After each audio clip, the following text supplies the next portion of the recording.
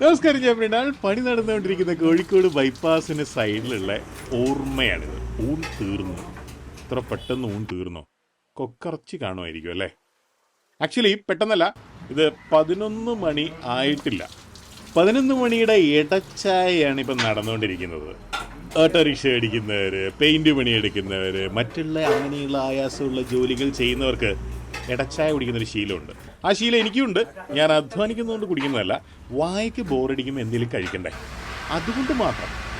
ഇല്ല, പഴം കഴിക്കാൻ താല്പര്യമില്ല. ഇവിടെ വേറെ ചില ഐറ്റംസ് ഉണ്ട്.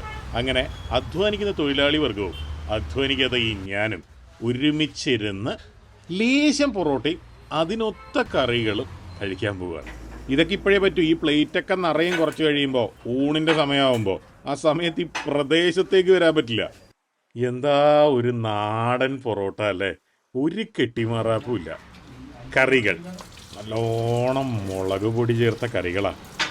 ബാലഞ്ചേട്ടനെ ഓർമ്മയുണ്ടോ? കളർ കണ്ടപ്പോഴും ഓർമ്മ വന്നു. ഞാൻ KLF പോയതായിരുന്നു കോഴിക്കോട്. അതിൻ്റെ തലേന്ന് KLF സെഷനിൽ വെച്ചിട്ട് ഒരു ചെക്കൻ ചോദിക്കുന്നുണ്ടായിരുന്നു, ആ കട അടപ്പിച്ചല്ലേ? എന്തൊരു സാറ്റിസ്ഫാക്ഷനും സന്തോഷം എന്നറിയാമോ? ഒരു നാടൻ പൊറോട്ടക്കാരനെ കിട്ടിയിരുന്നു. ഇതുപോലത്തെ നാടൻ കടകളിൽ പോകുമ്പോഴാണ് ഞാനൊരു പൊറോട്ടക്കാരനെ നോക്കുകയാണ്. ഒന്നല്ല, ഒന്നിൽ കൂടുതൽ വേണം നമ്മുടെ പുതിയ കൊച്ചിയിലെ റെസ്റ്റോറൻറ്റിലേക്ക്. ഇതുപോലത്തെ പൊറോട്ട കൊടുക്കാൻ പറ്റിയാൽ മതിയായിരുന്നു. ആരെങ്കിലും ഉണ്ടെങ്കിൽ ഒന്ന് പറഞ്ഞോളൂ കേട്ടോ. തക്കതായ പ്രതിഫലം പണമായും പൊറോട്ടയായും തരുന്നതാണ്. ചായ വേണേ? വല്ലാത്തൊരു ടേസ്റ്റ് ആയിരുന്നു. ഇത്രയും മുളകുള്ള കറികളല്ല ഇടച്ചായക്ക് വന്നവർ കഴിക്കുന്നത്. ഒരു പൊതുവെ വെജിറ്റേറിയൻ്റെ ആൾക്കാരാണ്. അതിന് വിലയും ഇത്തിരി കുറവാണേ.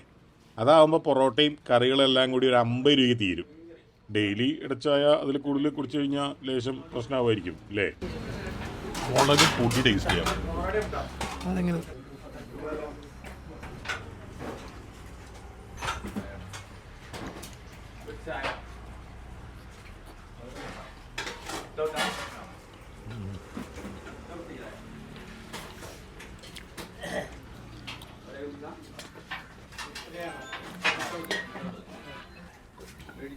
ഇങ്ങനൊരു കളറിലെ കൂന്തൽ കറി ഞാനിതിനു മുമ്പ് കണ്ടിട്ടുപോലും. മുളക് പൊടി സ്മെല്ല് ചെയ്യാം, ടേസ്റ്റ് ചെയ്യാം.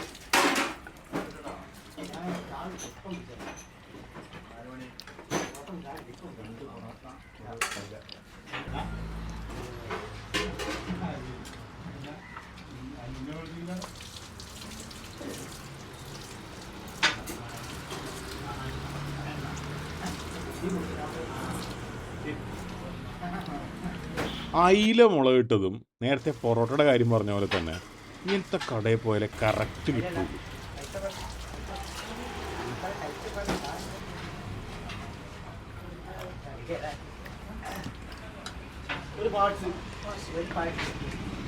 എല്ലാ കറികൾക്കും അത്യാവശ്യം എരിവുണ്ട്.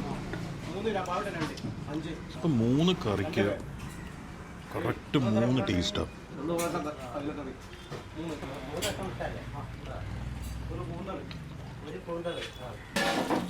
അതിന് കറക്റ്റ് വേവാണ്. ഒരു പൊടിക്ക് കൂടുതൽ വേവിച്ചാൽ ഭയങ്കര റബ്ബറിയാവും.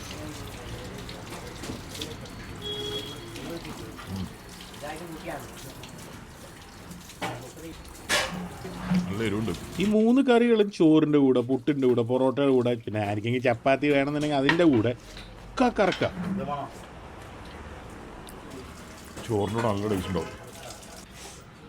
ഇതിൻ്റെ ഫ്രണ്ടിൽ കാണുന്നതാണ് ഹൈവേ. 10,000-കണക്കിന് ആൾക്കാർ അതിൽ അങ്ങോട്ടും ഇങ്ങോട്ട് പോകുന്നുണ്ടാവും. പക്ഷെ ഇവിടെ ഇരുന്ന് കഴിക്കുന്ന ഓൾമോസ്റ്റ് എല്ലാവരും അതിന് ചുറ്റും എന്തെങ്കിലും ജോലി ചെയ്യുന്നവരോ ഒക്കെയാണ്. ഒരു വണ്ടി ഇവിടെ നിർത്തിയിട്ട് കഴിക്കുന്ന കാണുന്നേ ഇല്ല. 2 ചായ വേണം.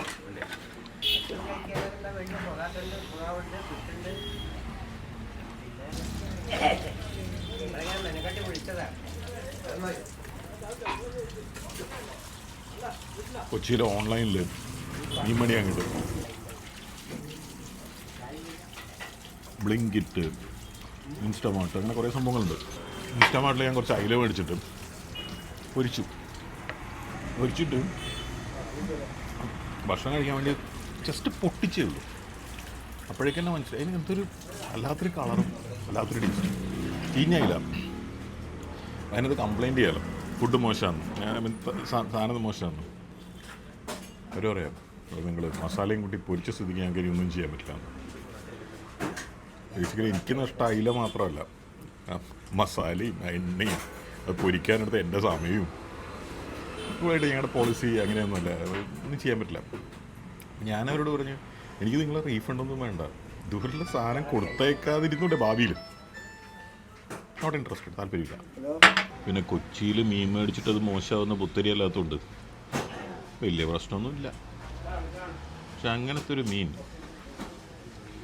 മലബാറിൽ എവിടെയെങ്കിലും വിൽക്കാൻ ആരും ധൈര്യപ്പെടുമെന്ന് എനിക്ക് തോന്നുന്നില്ല.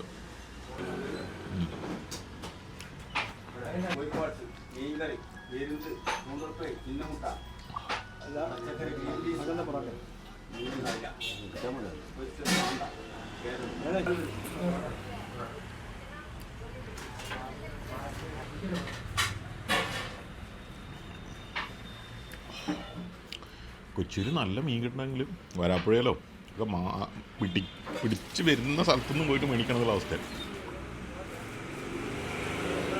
എല്ലാം ഭയങ്കര പ്രശ്നമാണ്.